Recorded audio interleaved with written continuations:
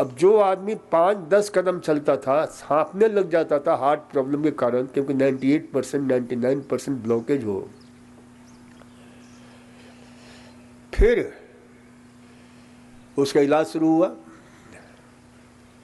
और जो आदमी चल नहीं सकता था इतना बढ़िया चलने लग गया, अद्भुत लाभ मिला। फिर तो हर साल आते रहे मेरे पास में। उन्होंने यहाँ पर अपना एक मकान भी ले लिया, अपने हमारे पतंजलि में, तिलकराज जी। तो ऐसे कई हमारे जो ना, बस इसमें चाहिए, अब वो लंबी लंबी पहाड़ियाँ चढ़ते हैं। अभी इधर हिमालय की यात्रा करके एक बार आए थे, तो उन्होंने 2 डंडा लेकर के आए। एक डंडा होता है विशेष रूप से, तो दोनों डंडा मेरे को दिए कि डॉक्टर साहब ये आपके लिए लाया हूँ मैं, जो बड़ा अच्छा जो है चलने में सहायता करता है। तो जो है ये ध्यान रखा करो कि भाई इस प्रकार से जो है ना पूरी निष्ठा और लगन के साथ करोगे ना, अवश्य सफलता मिलेगी। और ऐसे कई रोगियों को देखा है हमने। तो इसलिए क्योंकि परमात्मा ने शरीर के जीवन देने के लिए जितना उसे जीवन देना है उसके लिए बड़ी बेजोर व्यवस्थाएं करता है। हार्ट ब्लॉकेज हो जाता है, क्या करता है परमात्मा? दूसरी नली तैयार कर देता है, नेचुरल, यानी गॉड से ओपन हार्ट सर्जरी हो जाता है। ये परमात्मा का जो है ना ओपन हार्ट सर्जरी दूसरी तैयार कर देता है। कहीं ब्लॉकेज है दिमाग में, चाहे किसी अंदर, उसके लिए अलग प्रकार से व्यवस्था कर देता है। तो ये परमात्मा की बड़ी अद्भुत लीला है, कृपा है। तो पूरे भरोसे के साथ जीवन को जो है जियो।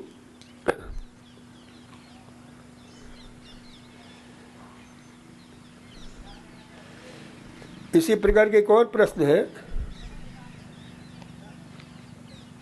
कि बाएं पैर के डीप वेन्स नस में ब्लड का क्लॉट थक्का जमने से नी घुटने के नीचे पीछे साइड में टहलने में, खड़े होने पर सूजन हो जाता है।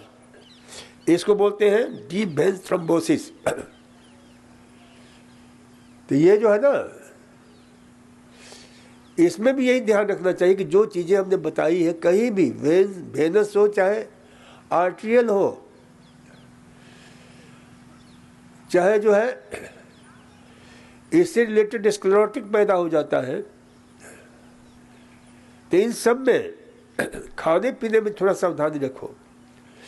अब जैसे डॉक्टर देते हैं क्लॉट नहीं होने के लिए, रक्त को नहीं जमने के लिए क्या देते हैं? एस्प्रिन देते हैं।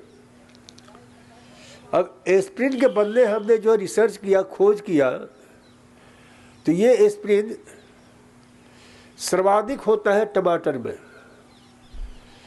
100 ग्राम टमाटर में 25 मिलीग्राम एस्प्रिन होता है। एस्प्रिन को क्या बोलते हैं मेडिकल साइंस की भाषा में? Salicylic acid. तो वही मैं कहा कि जो साइट्रस फ्रूट है उसे खाया करो, लिया करो, तो इसे ध्यान रखा करो। और एक्सरसाइज करो, पैर लटका करके मत बैठा करो। जिसको भी इस प्रकार की तकलीफ है, क्योंकि ग्रेविटेशन के कारण और जमाव होना शुरू होता है, पैर मत लटका कर बैठो ज़्यादा देर तक। सो भी तो पैर को नीचे तकिया रख लिया करो, तो ये ज़्यादा सुविधाजनक। लेकिन ध्यान रखना कि इसका इलाज आप यथाशीघ्र कराओ, नहीं तो ये मारक भी हो जाता है। विशेष रूप से जब इसके थक्के मान लो घूल करके और कहीं पहुंच जाते हैं लंग्स में, तो लंग्स एम्बोलिज्म बहुत ही भयंकर तकलीफ बढ़ जाती है। तो हमें सावधान रहना है कि भाई फ्लेबाइटिस हो जाता है, फ्लेबोस्क्लेरोसिस हो जाता है। तो इन सब से जो है ना अच्छा ये क्यों होता है? तो ऐसे लोग जो लगातार पैर लटका कर रहते हैं या एक जगह खड़े रहने का जिनका अभ्यास होता है, या जो है खून में जमने वाले तत्वों की जो है ना मात्रा बढ़ जाती है, या जो है डिफेक्टिव जेनेटिक वेरिएशन के कारण होता है, तो ये हमें ध्यान में रखना चाहिए कि इन सारी परिस्थितियों से हमें कैसे उबर सकें। तो ये ध्यान में रखो।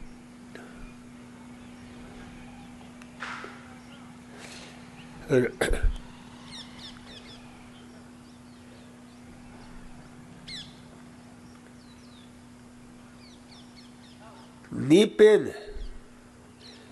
वेट कम नहीं है हो रहा है, घुटने का दर्द है। देखो घुटने के दर्द वालों को, किसको किसको घुटने में दर्द है जरा हाथ उठाना, तो कुछ प्रयोग में बता देता हूँ। जिस प्रयोग को हमने जो है ना किया, और यहाँ सारे डॉक्टरों को हमने बता रखा है कि हर रोगी को ये प्रयोग बताओ, क्योंकि 1978 में मैं चिकित्सा प्रभारी था जयपुर में। मेरा स्कूटर भयंकर एक्सीडेंट हो गया था। घुटने का इतना भयंकर जो है टीयर्स, इतने भयंकर क्षतिग्रस्त हुआ मेरा घुटना। उस समय कैसे मैंने ठीक किया। फिर उसके बाद यहाँ पर करीब 5-6 साल पहले, और बीच बीच में काफ़ी दर्द हो जाता था, भयंकर तकलीफ हुई। तो एक दिन मैंने आपके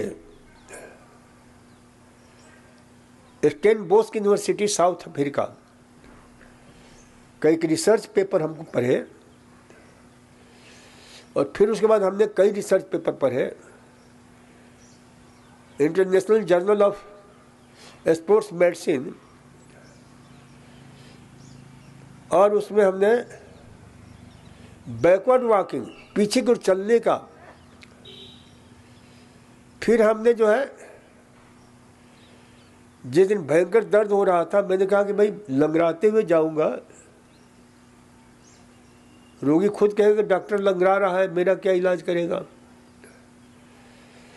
तो मैंने जो है 1.5 घंटा उस दिन बैकवर्ड वॉकिंग किया मैंने, और 1.5 घंटे में मेरे को 80% लाभ मिल गया। फिर तो मेरा ये सूत्र बन गया कि देश विदेश में इस प्रयोग को जितना जो है बता सको। और सबसे बढ़िया तरीका कहाँ है? शाम को। और घुटने का दर्द प्रायः महिलाओं में ज़्यादा होता है, और महिलाएं टीवी देखने की बड़ी माहिर होती हैं।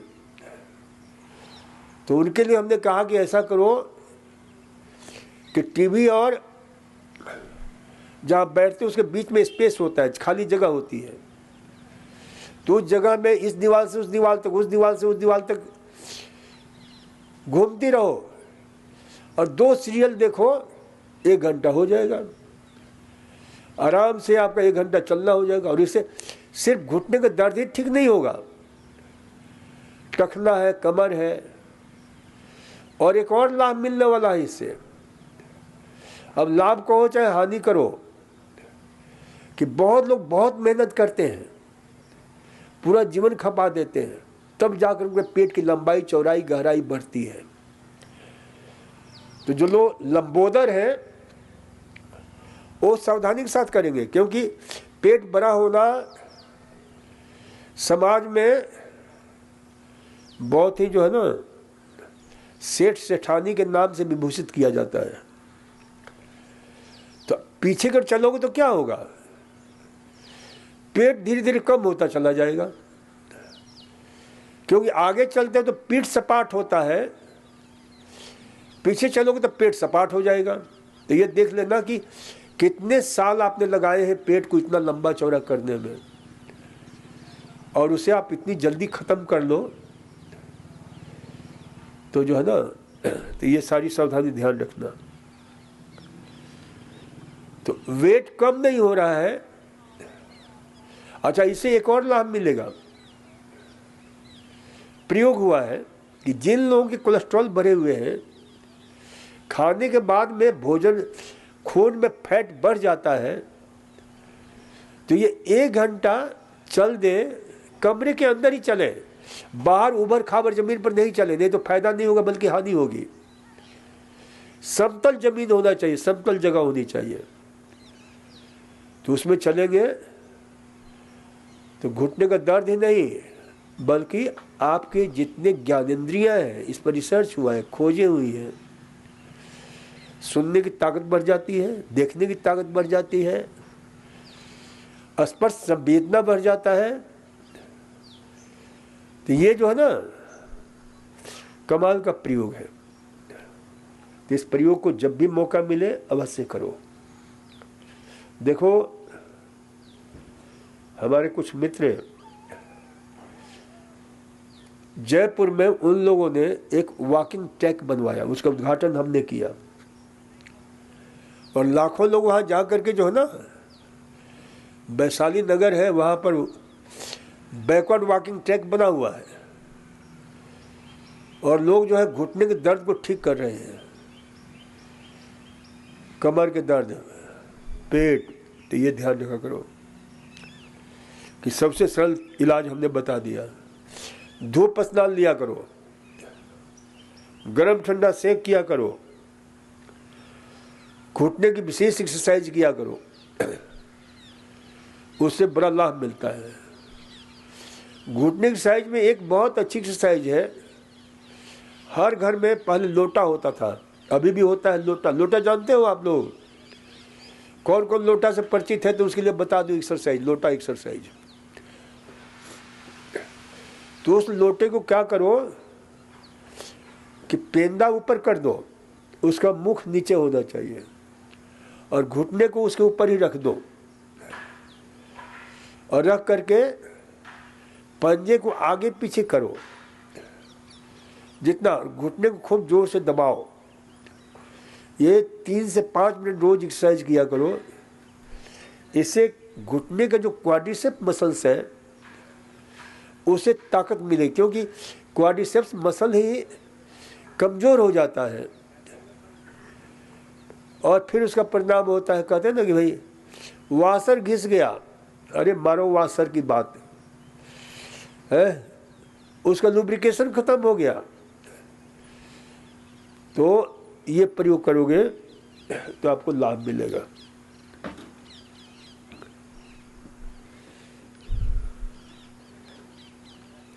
वेट कम नहीं हो रहा है।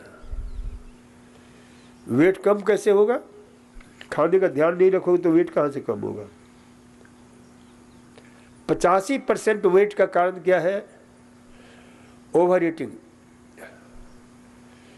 तो ओवर ईटिंग को थोड़ा सा कम खाओ, लोअर ईटिंग करो। जो लोग वजन कम करना चाहते हैं उसको लिए एक सुंदर सा प्रयोग बता देता हूं, इंटरमिटेंट फास्टिंग करो।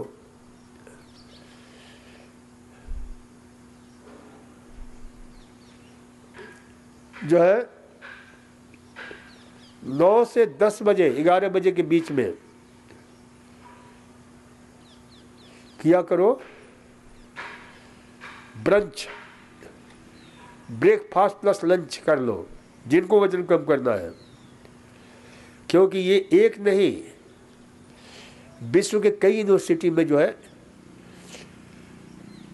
खोज हुआ है, चाहे जॉन हॉपकिंस रिसर्च सेंटर हो, John Hopkins school of medicine Baltimore हो, अमेरिका वाशिंगटन के पास में जाने का सौभाग्य प्राप्त हुआ है वहाँ। तो ये जो है आप जो है ना और डिनर कर लो शाम को